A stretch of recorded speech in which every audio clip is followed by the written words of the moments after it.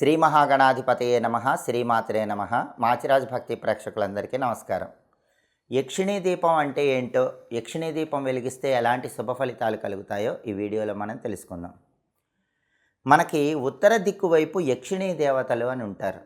ఈ యక్షిణీ దేవతలు చాలా శక్తివంతమైనటువంటి దేవతలు. యక్షిణీ దేవత తలుచుకుంటే కానిదంటూ ఏదీ ఉండదు. ఆ యక్షిణీ దేవతని ఒక ప్రత్యేకమైన దీపం గృహంలో వెలిగించడం ద్వారా మన ఇంటికి ఆహ్వానించవచ్చు. ఆ యక్షిణీ దేవత దీపంలోకి ప్రవేశించి ఎల్లవేళలా మనల్ని కాపాడుతూ ఉంటుంది. ఆ ప్రత్యేకమైన దీపాన్ని యక్షిణీ దీపం అనే పేరుతో పిలుస్తారు.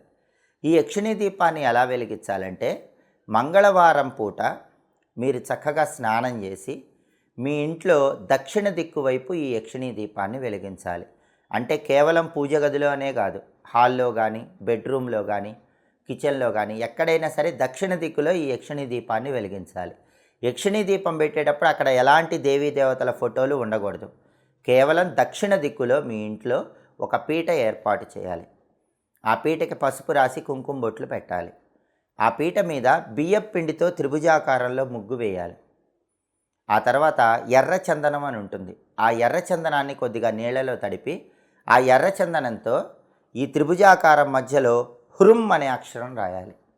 అలా రాసిన తర్వాత ఈ హృం అనే అక్షరం మీద ఒక మట్టి ప్రమిదను ఉంచి దానిలో ఇంకొక మట్టి ప్రమిదను ఉంచి ఆ మట్టి ప్రమిదలో నువ్వుల నూనె పోసి 9 ఒత్తులు విడిగా వేసి దీపాన్ని వెలిగించాలి. ఆ 9 ఒత్తులు కూడా 360 డిగ్రీలు రావాలి. అంటే మొత్తం చుట్టూ 9 ఒత్తులు వచ్చేలాగా వేసి దీపాన్ని వెలిగించాలి. అలా వెలిగించినటువంటి దీపం గంట సేపు వెలిగేలాగా చూడాలి. దీన్నే యక్షిణీ దీపం అనే పేరుతో పిలుస్తారు. కాబట్టి ఎవరైనా సరే, ఇంటి యజమాని కానీ, ఇంటి యజమానురాలు కానీ, మంగళవారం రోజు ఏ సమయంలోనైనా ఈ యక్షిణీ దీపాన్ని వెలిగించవచ్చు. ఉదయం 11 గంటల 30 నిమిషాల లోపు కానీ, సాయంకాలం 6 గంటల 30 నిమిషాల తర్వాత కానీ ఈ యక్షిణీ దీపం వెలిగిస్తే చాలా మంచిది. అలాగే ప్రత్యేకంగా యక్షిణీ దీపం ఉదయం పూట 6 నుంచి 7 మధ్యలో వెలిగించిన, రాత్రిపూట 8 నుంచి 9 మధ్యలో వెలిగించిన ఇంకా అద్భుతమైన ఫలితాలు కలుగుతాయి.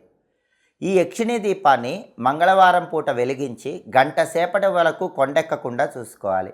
ఇలా 9 మంగళవారాలు చేయాలి. ఆడవాళ్ళకి మధ్యలో ఇబ్బందులు ఉంటే మాత్రం ఆ వారం యక్షిణీ దీపం వెలిగించకూడదు. ఆ వారం విడిచిపెట్టి మొత్తం 9 మంగళవారాలు వెలిగించాలి. 9వ మంగళవారం పూర్తయ్యేసరికి ఆ యక్షిణీ దీపంలోకి ఉత్తర దిక్కులో ఉన్న ఒక యక్షిణీ దేవత వస్తుంది. ఆ దీపంలోకి ప్రవేశించినటువంటి యక్షిణీ దేవత మీ కోరికలన్నీ నెరవేరుస్తుంది. దీన్నే రహస్య పరిహార శాస్త్రంలో చెప్పబడినటువంటి యక్షిణీ దీపం అనే పేరుతో పిలుస్తారు.